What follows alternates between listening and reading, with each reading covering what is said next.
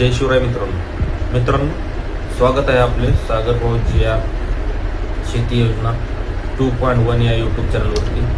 मित्रांनो, शेतकऱ्याच्या कर्जमाफीच्या संदर्भातील काही महत्त्वाची अशी माहिती आणि आपणास उपयोगी पडेल अशी माहिती या आजच्या व्हिडिओच्या माध्यमातून आपण जाणून घेण्याचा प्रयत्न करणार आहोत. मित्रांनो, 31 मार्च झाली. आता शेतकऱ्याची प्रतीक्षा शिगिरे लागलेली आहे. शेतकऱ्यांची प्रतीक्षा शिगिरे लागलेली, नेमकी कर्जमाफी कधी होणार, कशी होणार याच्या संदर्भातील GR कधी येणार, कारण एप्रिल महिन्याच्या पहिल्या आठवड्यातच राज्यस्तरीय एक समिती गठीत करण्यात आली आहे. तर कर्जमाफीसाठी अभ्यास करण्यासाठी गठीत करण्यात आलेली समिती ही त्याचा अहवाल शासनाला दिला जाणार आहे आणि याच्या माध्यमातून कर्जमाफी कशी केली जाणार आहे हे निश्चित होणार आहे. मात्र हे निश्चित होत असताना राज्य शासनाच्या माध्यमातून कर्जमाफीसाठी नेमके किती शेतकरी पात्र होणार किंवा किती शेतकरी थकबाकीदार आहेत याची सुद्धा माहिती ही मागवण्यात आलेली होती. सहकारी विभागाच्या माध्यमातून राज्यस्तरीय बँकर्स समितीला आपल्याकडे थकीत असलेल्या कर्जदार शेतकऱ्यांची माहिती देण्याची हे बँकांना निर्देश देण्याचे परिपत्रक पाठवण्यात आले होते.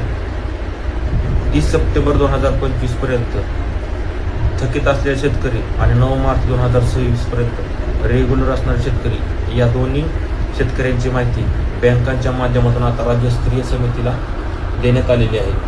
ज्याच्यामध्ये अल्पमुदतीचे कर्ज, मध्य मुदतीच्या कर्जाचा समावेश आहे. याच्यामध्ये जिल्हा मध्यवर्ती बँका असतील, राष्ट्रीयकृत बँका असतील, वाणिज्यिक बँका असतील, या सर्व बँकांची जी आकडेवारी आहे ती राज्यस्तरीय बँकर समितीला देण्यात आलेली आहे. ज्याच्यामध्ये 20,73,567 शेतकऱ्यांकडे 35,477 कोटी रुपयांचं कर्ज थकीत आहे.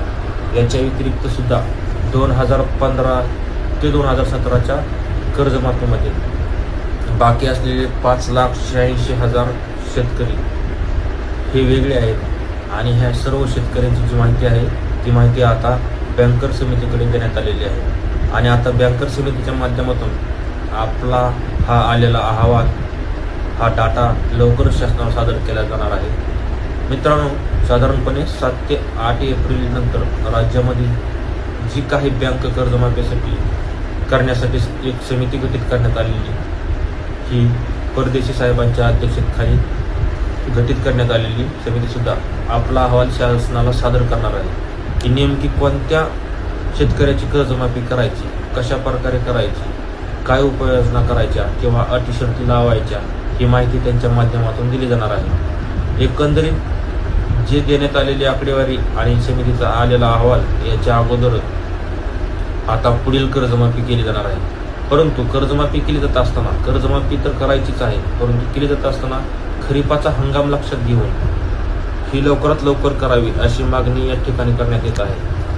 त्याच्यामुळे समितीचा अहवाल आल्यानंतर ताबडतोब GR निर्गमित केला जाऊ शकतो अशा प्रकारची माहिती सुद्धा आता समोर येत आहे. मित्रांनो, एकंदरीत आपण जर पाहिलं तर नाशिक, सोलापूर हे 2 जिल्हे, या 2 जिल्ह्यामध्ये अतिशय मोठ्या प्रमाणात थकबाकीदारांची संख्या आहे. जिल्हा मध्यवर्ती नाशिक बँक आहे आणि याच्यानंतर इतर काही जिल्ह्यामध्ये सुद्धा आकडेवारी आहे.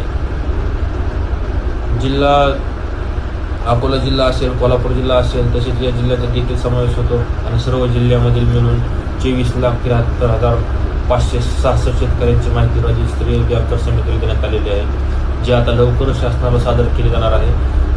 याच्यानंतर सर्व शेतकरी हे कर्जमाफीसाठी पात्र होतील. ही समितीच्या अहवालाच्या माध्यमातून काही शेतकऱ्यांना अटी शर्ती लावल्या जातील, हे याच्यातून वगळले जातील. हे आता फक्त GR आल्यानंतरच या ठिकाणी समजणार आहे.